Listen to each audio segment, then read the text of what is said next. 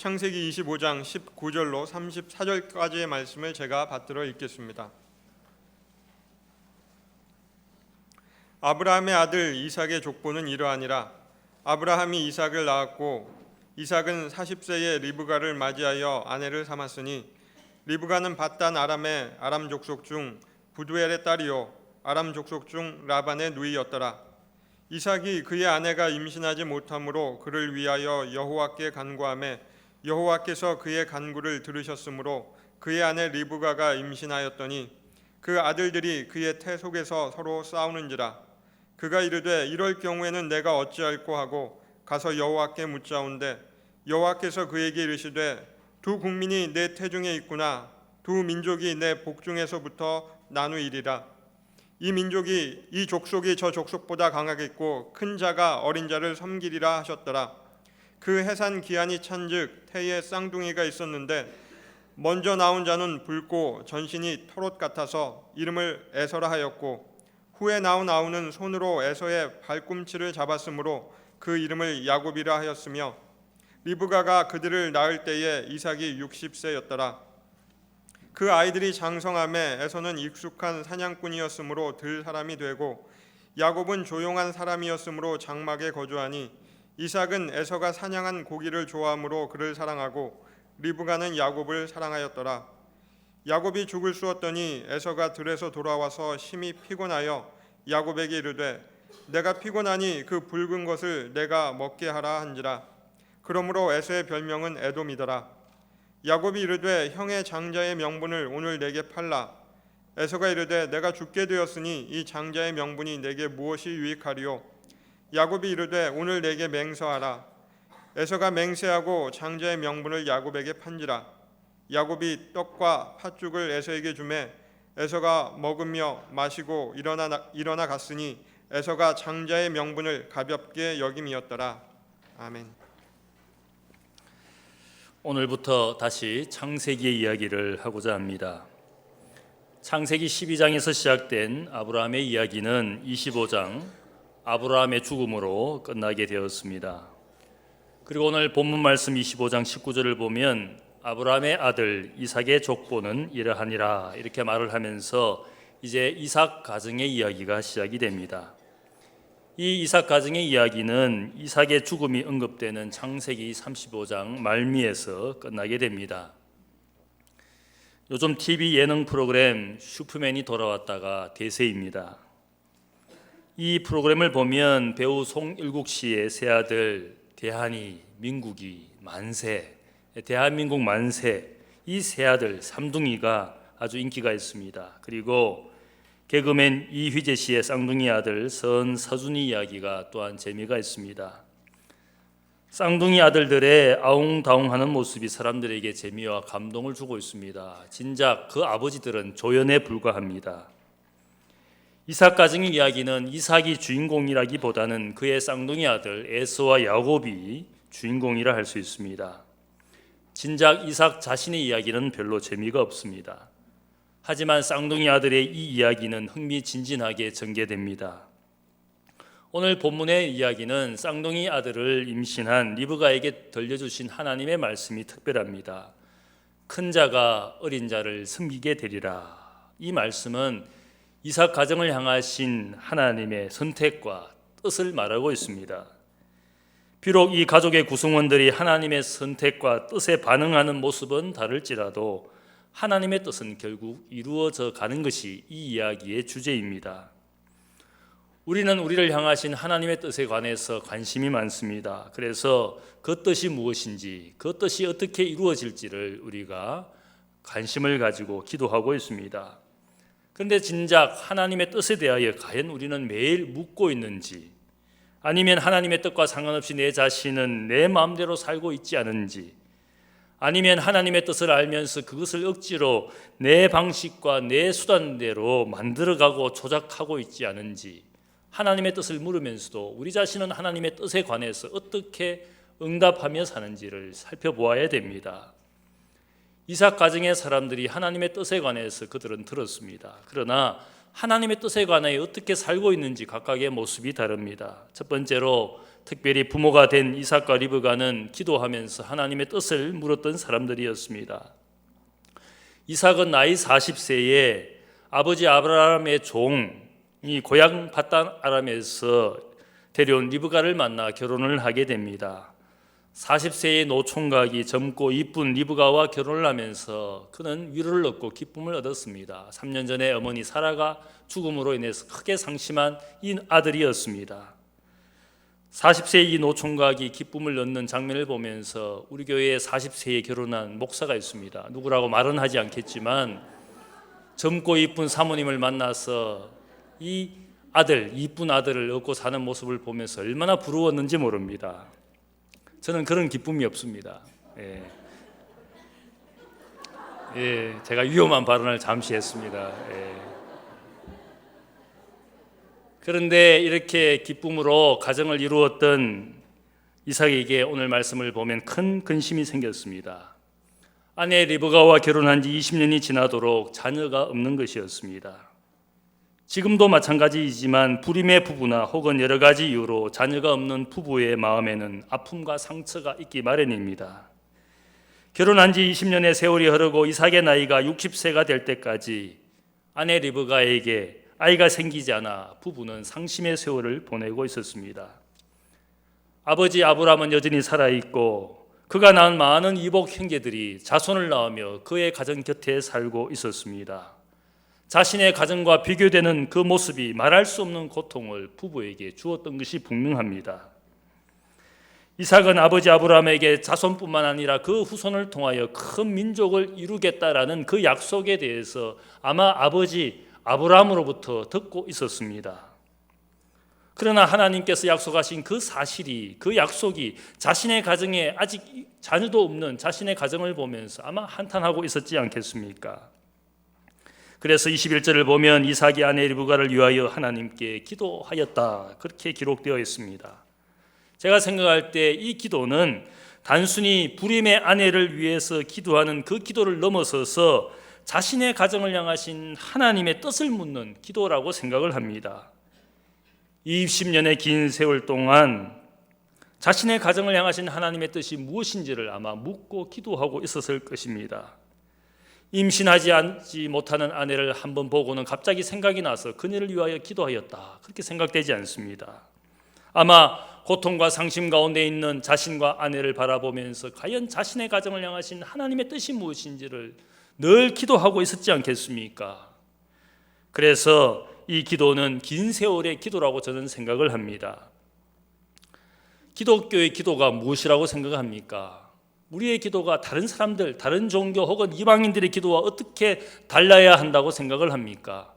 예수님께서 마태복음 6장에 기독교인의 기도가 무엇이어야 하는지를 가르쳐 주신 말씀이 있습니다. 우리가 잘 아는 제자들에게 가르쳐 주시는 기도의 내용이 있습니다. 흔히 주님의 기도, 주 기도문이라고 알려진 기도가 있는가 하면 그 장의 마지막 부분에 보면 이방인과 달라야 할 우리의 기도에 대해서 이야기합니다. 그 기도는 먼저 너희가 하나님의 나라와 그의 의를 구하라. 이방인처럼 먹을 것, 입을 것을 구하는 그 기도는 이방인들도 할 수 있는 기도이지만 우리 천국 백성 하나님의 자녀들은 하나님의 나라와 그의 의를 먼저 구하는 기도를 해야 된다, 그렇게 말씀해 주고 있습니다. 그래서 주기도문의 앞부분을 보면 그 기도도 마찬가지입니다. 나라가 임하옵시며 뜻이 하늘에서 이루어진 것 같이 땅에서 이루어지기를 원합니다. 우리의 기도의 첫 번째 부분은 하나님의 이름이 영광을 받으시고 하나님의 나라가 이 땅에 임하는 것을 소망하면서 그분의 뜻, 하나님의 뜻, 내 뜻보다는 하나님의 뜻이 우리의 인생에 이루어지는 것이 행복이기 때문에 내 뜻을 구하지 않고 하나님의 뜻을 구하도록 그렇게 기도를 가르쳐 주시고 있습니다. 어떤 분이 저에게 이야기하기를, 목사님 10분만 기도하면 할 게 없습니다. 제가 그 마음을 이해합니다. 내가 원하는 것만 열심히 이야기하고 기도를 끝낼 수가 있습니다. 그러면 10분도 걸리지 않습니다. 자녀를 위해서, 건강을 위해서, 생업의 복을 위해서 우리가 원하는 것만 구하고 기도를 마치면 10분도 걸리지 않습니다. 5분이면 내가 원하는 것 다 말할 수가 있습니다. 그러나 기도는 그런 것이 아닙니다. 기도는 제가 생각할 때 한마디로 내 인생을 향하신 하나님의 뜻이 무엇인지를 컨설팅하는 시간이다. 하나님께 컨설팅하는 시간이다. 그냥 한순간에 끝내는 것이 아니라 과연 내 인생과 내 가정을 향하신 하나님의 뜻이 무엇인지를 물어보면서 기다리는 것이 기도라고 저는 생각을 합니다. 그런 점에서 20년 동안 이삭은 하나님의 뜻을 물으며 기다리는 시간, 그 기도를 하나님 앞에 드린 것이라 생각이 됩니다. 예수님께서 3년 동안 공생애를 사시면서 얼마나 많은 기도를 했습니까? 한적한 곳에서, 때로는 산에 올라가서, 때로는 새벽 미명에 그분은 늘 기도하셨습니다. 그 일상의 기도는 한마디로 말씀을 드리면 하나님의 뜻에 자신이 순종하기 위하여 하나님의 뜻을 구하는 기도였습니다. 마지막 밤에 겟세마네 동산에 올라가셔서 십자가의 죽음을 앞에 두시고 기도하셨는데 그것은 하나님의 뜻이 이루어지기를 기도했습니다. 내 뜻대로 마옵시고 아버지의 뜻대로. 그 기도는 일상적인 주님의 기도의 연장이었습니다. 갑자기 기도한 것이 아니라 늘 그분의 공생의 시간과 세월 동안에 하나님의 뜻을 물으며 하나님의 뜻에 순복하게 해달라고 아들의 기도를 하나님께 드렸습니다. 이삭은 가정을 향하신 하나님의 뜻을 생각하고 아내를 위해 기도한 남편이었습니다. 사도 바울은 교회 공동체에게 권면하기를 특별히 디모데전서 2장 8절의 말씀을 보면 남자들은 각처에서 분노와 다툼이 없이 거룩한 손을 들어 기도하라. 남자를 향해서 기도하라고 그가 권면했습니다. 아마 그 당시에도 주로 여자들이 기도를 많이 했던 것 같습니다. 오늘날도 보면 새벽 기도회나 수요 기도회를 보면 대부분 여성들이 마치 남자들은 기도를 면제받은 것처럼 아내의 기도가 하나님이 상달되고 자신은 기도하지 않아도 될 것처럼 기도 생활을 하지 않습니다. 기도를 실컷 한다고 해서 10분 하고는 기도할 게 없습니다. 목사님. 그런 남편, 그런 남자들이 얼마나 많은지 모르고. 그런데 하나님이 또 사도 바울이 우리에게 이야기하는 것은 모든 사람들은 기도할 책임이 있다. 남자들도 여자들도 하나님 앞에 기도하는 사람이 되어야 된다. 성경의 위대한 믿음의 영웅들, 믿음의 남자들이 기도하지 않고 그들이 믿음으로 산 것이 없습니다. 모든 사람들이, 모든 남자들이 하나님 앞에 무릎을 꿇고 기도한 사람들이었어. 아브라함의 생애에 있어서도 우리가 간과하기 쉬운 것은 그가 하나님이 주신 약속과 복만 믿고 가만히 앉아서 하나님의 은혜와 복을 운명처럼 누린 사람이 아니었습니다. 아브라함의 생애를 보면 그는 가는 곳곳마다 자신의 인생의 발걸음을 인도하신 하나님께 제단을 쌓고 하나님께 예배했습니다. 인생에 어려운 문제가 있을 때마다 하나님 앞에 기도했습니다. 자신의 사랑하는 조카 롯이 소돔 땅에서 악인들과 함께 멸망당하기로 하나님의 심판을 알고는 그가 천사들을 붙들고 간구하지 않습니까? 중보하지 않습니까? 의인 10사람만 있어도 과연 저 땅의 사람들을 다 심판하실 겁니까? 그는 기도한 사람이었습니다. 자기가 살고 있는 그랄 땅 아비멜렉 왕과 그의 아내 종들이 병들어 죽게 되었을 때에 하나님이 아비멜렉에게 나타났습니다. 나의 종 아브라함에게 너가 부탁하라. 그는 선지자이고 그가 너를 위하여 기도하면 너가 나을 것이다. 아비멜렉 왕이 아브라함에게 부탁했을 때 아비멜렉을 위해서 아브라함이 기도했습니다. 아비멜렉과 그의 아내가 나을 뿐만 아니라 불임했던 태를 열어주셔서 그 가정에 하나님께서 자녀를 허락해 주셨습니다. 이 말씀의 이야기를 보면 아브라함은 하나님 앞에 기도하는 사람으로 인정받았어.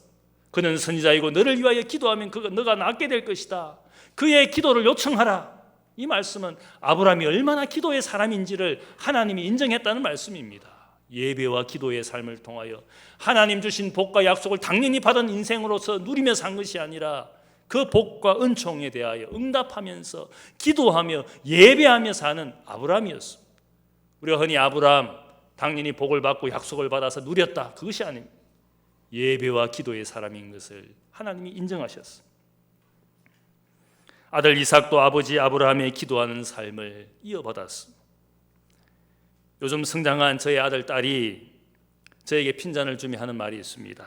제가 아이들을 위해서 무엇인가 해서 아빠 노릇을 하고 싶다고 말을 하면 아이들이 저에게 하는 말이 있습니다. 아빠는 딴 거 하지 말고 아빠 노릇 제대로 하려면 자신들 위해서 기도나 해달라고. 아빠 노릇이 시원찮으니까 기도라도 열심히 하라고 아마 그렇게 핀잔을 주는 것 같습니다. 과거에는 월요일에 좀 쉬고 싶어서 새벽 기도회를 나가지 않으려고 하면 그렇게 아내가 잔소리를 했습니다. 목사가 기도를 쉬는 것이 어디 있냐고. 매일매일 가서 죽어도 교회 가서 죽어야지. 그렇게 저에게 잔소리를 했습니다. 요즘에는 아이들이 덩달아서 엄마의 장난을 맞춥니다. 아빠가 새벽기도를 빠지면 되겠냐? 목사가 새벽기도를 빠지면 되겠냐? 가서 자신들을 위해서 기도해달라고. 그게 잔소리 같지만 저에게 얼마나 마음이 기쁜지 모릅니다.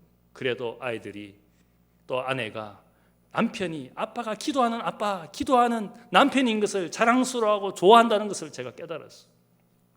그래서 제가 죽더라도 교회에서 죽으려고. 남편이 아빠가 자신들을 위해서 기도한다는 사실들을 그 아내와 그 자녀들이 그렇게 좋아한다는 사실을 제가 깨달았어요. 물론 아빠가 남편이 밤새도록 늦도록 일을 해서 자신들을 위해서 희생한다는 것을 고마워할 수도 있지만 제가 볼 때 그것보다 더 고마워하는 것은 아버지가 새벽을 깨우면서 하나님 앞에 기도하는 아빠, 기도하는 남편인 것을 그 가정의 자녀들과 아내가 좋아한다는 것이죠. 세상 누구에게 의지하지 않고 돈을 많이 벌어오는 아빠, 성공하고 지위가 올라가는 아빠, 그 아빠 언제든지 실패하고 실족할 수 있어요. 그러나 세상과 인생의 주인이신 하나님 앞에 무릎을 꿇는 남편, 그 아빠를 그 아내와 그 자녀들이 기대하고 신뢰한다라는 사실이에요. 이삭의 기도에 하나님이 리브가의 태를 열어주셨어.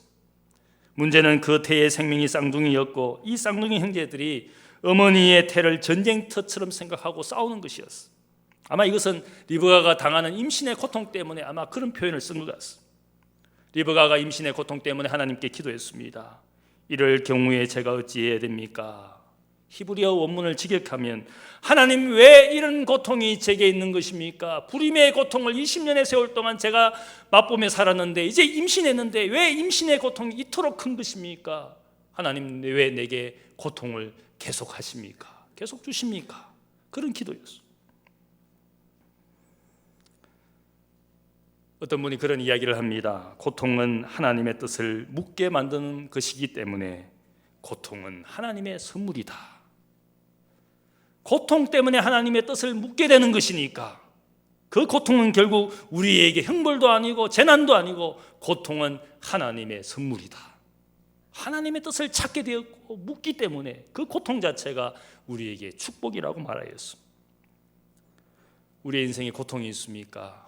다양한 고통, 다양한 가정의 어려움이 있습니다.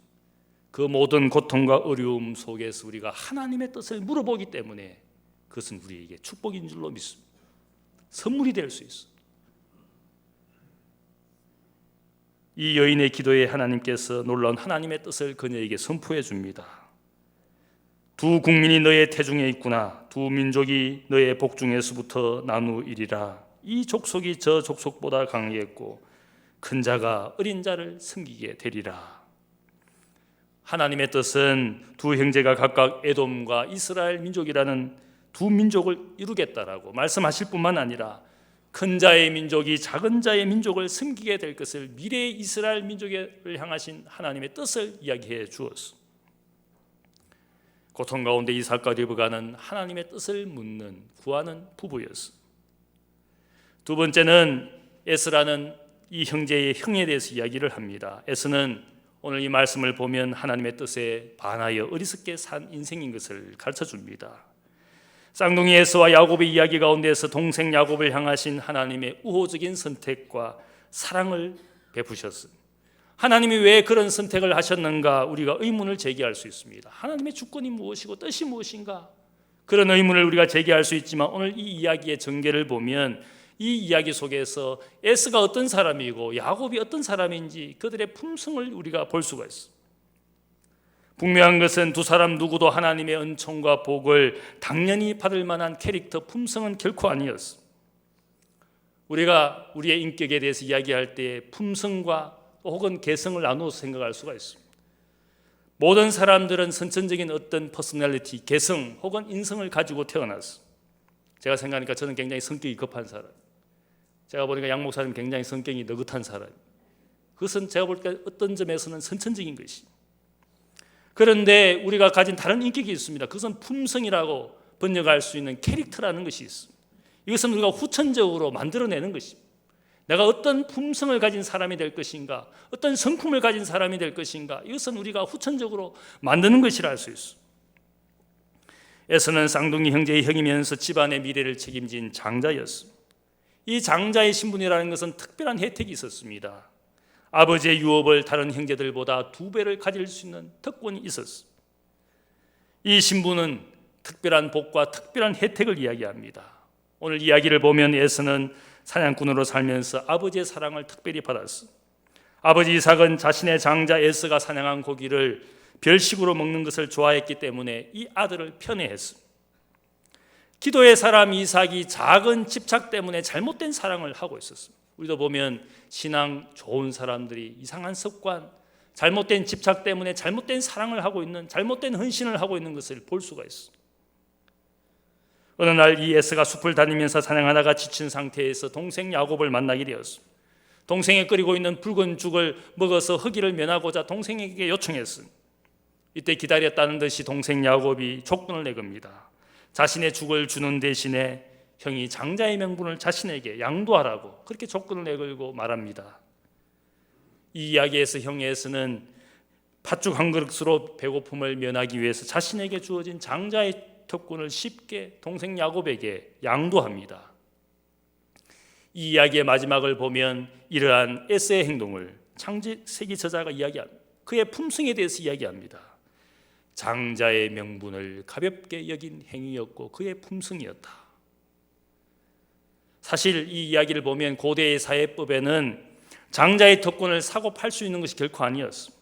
어떤 법적인 효력도 팥죽 한 그릇 때문에 장자의 명분을 양도했지만 사실 그것은 법적인 효력이 없습니다. 형제들의 단순한 이야기에 불과합니다. 분명한 것은 동생 야곱이 얼마나 장자의 특권과 복을 시기하며 질투하며 원하고 있었는지를 보여주는 그의 품성을 보여줍니다. 또한 이 이야기는 야곱의 형 에서가 어떤 사람인지 그의 품성이 어떠한지를 보여주는 이야기입니다. 그래서 이 이야기를 통해서 히브리서 기자가 교인들에게 권면합니다. 한 그릇 음식을 위하여 장자의 명분을 판 에서와 같이 망령된 자가 없도록 너희 자신을 살피라. 이 말씀은 교인들 가운데에서 영원한 복과 기쁨을 누리기보다는 세상의 작은 즐거움을 위하여 이것을 포기하는 어리석은 인생들이 있다. 어리석은 교인들이 있다. 세상이 주는 즐거움을 원해서 미래에 우리에게 다가올 영원한 복과 기쁨을 포기하는 망령된 행위를 하는 교인들이 있다. 그렇게 교회 공동체에게 경계하고 있습니다. 특별히 오늘 이 이야기를 보면 동생 야곱과 형 에서의 대화에서 에서가 어떤 사람인지, 어떤 품성, 캐릭터를 갖고 있는지 잘 보여주고 있습니다. 야곱이 이르되 형의 장자의 명분을 오늘 내게 팔라. 에서가 이르되 내가 굶주려 죽게 되었으니 이 장자의 명분이 내게 무엇이 유익하리요. 장자의 지위와 명분을 시기하고 질투하는 야곱은 형 에서에게 자신의 의도를 분명히 이야기했습니다. 속임수를 써서 장조의 명분을 얻는 것이 아니라 분명하게 자신이 원하는 의도를 이야기했습니다. 형 장자의 명분을 원한다. 이 팥죽 한 그릇과 바꿀 수 있느냐? 그렇게 자기의 의도를 분명히 이야기했습니다. 속이는 자의 속임수가 없었습니다. 이 이야기를 에서는 야곱의 의도를 분명히 알았지만 그것을 상관하지 않습니다. 에서의 그 말이 무엇을 이야기합니까? 지금 나에게 이 장자의 명분보다 내 인생에 지금 이 순간에 더 중요한 것은 나의 배고픔을 면하게 해줄 팥죽 한 그릇이 내 인생에 지금 더 중요하다. 그렇게 그가 큰 소리 친 것입니다. 이것은 에서의 품성을 이야기합니다. 그가 가진 품성은 후천적인 것이었습니다. 그는 인생에 지금 중요한 것이 더 중요하다. 미래의 장자 유업을 받는 것보다 나의 배고픔을 해결해 줄 팥죽 한 그릇이 내 인생에 더 중요하다. 그런 품성을 가지고 말하고 있어. 어쩌면 이 에서의 품성이 우리에게도 보일지 모르겠어. 미래의 어떤 하나님의 나라와 그 복이 내게 중요한 것이 아니라 내 인생에 지금 더 중요한 것이 있는데 출세하고 성공하고 아이들이 명문대학에 가고 그 모든 일들을 위하여 내가 시간을 보내는 것, 그것이 어떤 것보다 더 중요하다라고 얼마든지 우리는 그렇게 선택하고 살아갑니다. 자신에게 필요하고 중요하다고 생각되는 것을 선택하는 것은 우리가 만든 품성으로부터 나오는 것입니다. Now what matters to me? 지금 내게 더 중요한 것은 팥죽 한 그릇이다. 우리의 모든 선택과 행동은 내가 만든 품성에서 이루어진 것입니다. 그것은 우리의 선택 속에서 우리의 캐릭터를 볼 수 있다는 뜻입니다.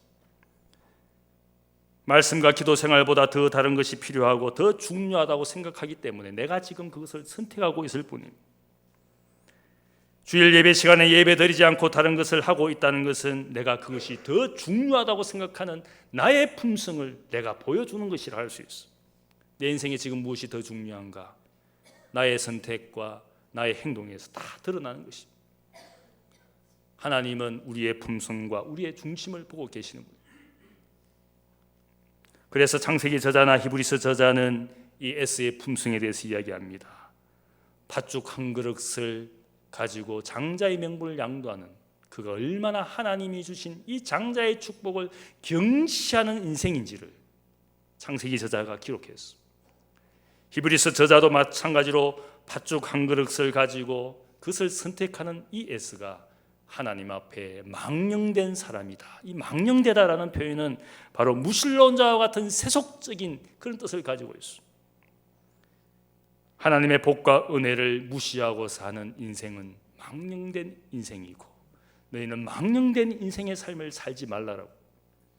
팥죽 한 그릇과 영원한 복을 비교할 수 없는 것인데 그것을 선택하는 이 어리석은 인생에 대하여 창세기 저자나 히브리서 저자는 그가 가진 품성을 이야기합니다. 에서는 많은 것을 가지고 태어났지만 하나님의 뜻에 반하여 살았어. 그것이 얼마나 어리석은 인생인지를 성경이 이야기합니다. 제가 생각할 때 그는 운명 지워진 인생이 아니라 운명의 사슬을 자신의 품성으로 스스로 만들어가는 인생에 불과했어. 에서와 같은 어리석은 선택을 한 사람들이 얼마나 많은지 우리를 돌아보면 알 수가 있어. 바꿀 수 없고 포기할 수 없는 것을 하찮은 세상의 즐거움 때문에 포기하고 양도하는 것이 얼마나 어리석은 것이. 우리가 얼마나 하찮은 습관 때문에, 별것 아닌 것 때문에 영원한 복을 포기하고 있습니까? 그것이 에서와 같은 품성에서 나오는 것이라 성경이 이야기합니다. 세 번째로 오늘 야곱이라는 인생을 우리가 주목합니다. 이 야곱은 하나님의 뜻을 잘 알았지만 그 뜻이 이루어지는 것을 기다리지 않고 교활하게 살았던 것을 보여주고 있습니다. 하나님은 이삭과 리브가에게 작은 아들 야곱에 대한 우호적 선택을 선포하셨습니다. 이삭은 사냥꾼으로 자라난 이 남성적인 아들 에서를 더 좋아했습니다. 그가 사냥해온 고기를 별식으로 먹는 것을 즐겼기 때문에 이 아들을 편애했습니다. 리브가는 장막에 거하면서 양치기로 살고 있는 이 둘째 아들 야곱을 더 사랑했습니다. 이 아들이 형보다는 아버지에게서 사랑을 덜 받는다고 생각을 하고 아마 그 마음이 작은 아들을 향하여 편애하게 하였습니다. 이 부모의 편애가 형제 간의 불화를 더 심화시켰는지 모르겠습니다. 야곱은 형 에서가 가진 장자의 지위와 그가 가지게 될 장자의 유업을 부러워하며 살았습니다. 제가 볼 때 차남 콤플렉스가 있었습니다. 대부분 차남이 어떠합니까? 더 형보다는 질기고 악착 같은 그런 생존력과 경쟁심을 가지고 사는 것이 차남들입니다. 저도 차남입니다. 형이 늘 아버지의 사랑을 받는 것을 보면서 제가 너무너무 부러웠습니다. 지금도 미국에 살고 계시는 형님이지만 늘 아버지가 장남 이야기만 합니다. 장남집에 갔더니만 장남이 아버지가 연로하여 흰머리가 생기고 연약한 것을 보면서 밤새도록 장남이 울었다는 겁니다. 그 이야기를 저에게 하는데 저는 평소에 아버지를 위하여 기도하고 아버지가 연로하게 되는 것을 마음 아파하는데 장남은 한번 방문해가지고는 장남이 우는 것을 보고 그렇게 저에게 이야기를 하는 겁니다. 제가 그래서 차남은 늘 이렇구나. 차남들의 고통을 이해를 합니다. 태어날 때의 형의 뒤꿈치를 잡으면서까지 먼저 나오려고 했던 이 야곱은 출세와 성공의 화신이었습니다. 하나님이 그를 우호적으로 선택하여 주시고 더 큰 복을 주실 것이라는 약속을 받았지만 이 야곱의 캐릭터 품성은 어떠합니까? 사실 이 품성을 보면 결코 복을 받기에 합당한 품성이 아니었습니다. 목적을 달성하기 위해서 어떤 것도 할 수 있는 교활한 사람이었습니다. 교활하다, 컨닝, 이 교활하다라는 표현은 솜씨와 능력이 있지만 교묘하게 일을 잘 해내는 사람. 그래서 예수님도 헤롯 안디바를 향하여 그는 여우 같은 사람이다. 그 말은 이 헤롯 안디바가 예수님 당시에 갈릴리를 지배하는 분봉왕이었는데 늘 정치 외교적으로 수완이 좋은 사람이었습니다. 예수님도 그의 능력을 인정해 주었습니다. 그렇지만 여우같이 교활한 사람이다. 야곱은 교활한 사람이었습니다.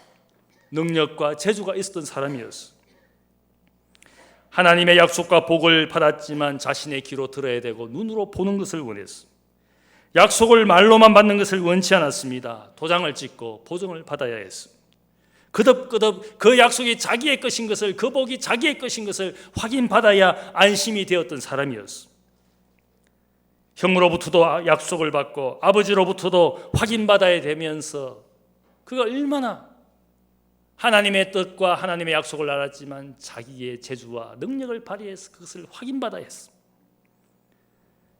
하나님이 이루어 주실 것이라는 그분의 주권과 뜻을 믿고 기다리기보다는 지금 자신의 방법으로 당장 이루어져 가야 될 것을 원했습니다.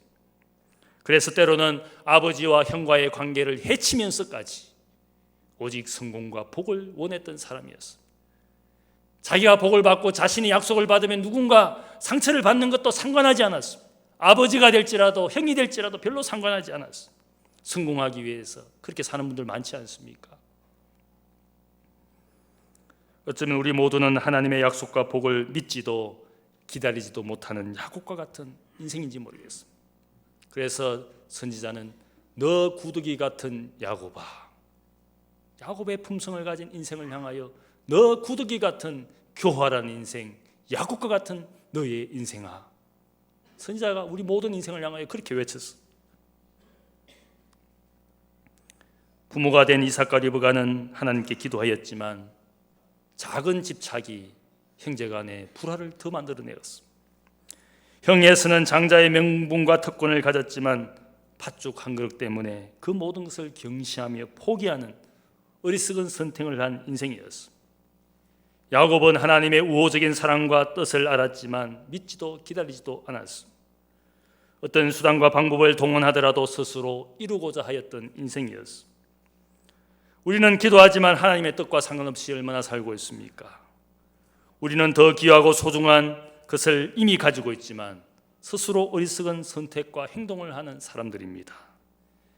우리는 하나님의 뜻에 대하여 알고 있지만 그 뜻이 이루어지도록 기다리는 세월을 살지 않습니다. 성급하게 스스로 앞서 나가는 인생입니다.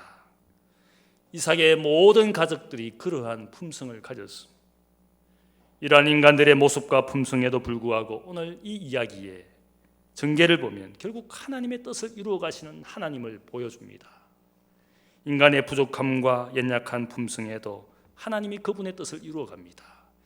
야곱을 변화시켜 속이는 자를 변화시켜 이스라엘로 바꾸시는데 하나님이 통치하신다. 이스라엘이라는 이름을 가지게 될 때까지 그의 인생과 그의 품성을 바꾸며 훈련시키시는 하나님의 주권을 거기에 보여주고 있습니다. 관계를 무시하고 상처를 남겼던 야곱이 결국 형과 화해하게 됩니다. 자신이 밧단 아람에서 얻게 된 모든 재물을 가지고 가나안 땅에 돌아와서 형 에서에게 다 갖다 바칩니다. 이건 당연히 형의 것입니다. 형을 장자로 인정해 주었습니다. 그것이 별것 아니라는 것을 그가 깨달았어요. 그리고 아버지 이삭의 죽음 앞에 이 형과 동생이 화해하고 아버지의 죽음을 기다리는 장면으로 이 이야기가 끝나게 됩니다. 하나님의 뜻, 하나님의 선택에 대해서 우리가 의문을 가질 수 있지만 하나님은 분명한 것은 그분의 주권의 역사를 통하여 모든 인생을 바꿔주시고 에서가 결코 버림받은 것이 아니었어요.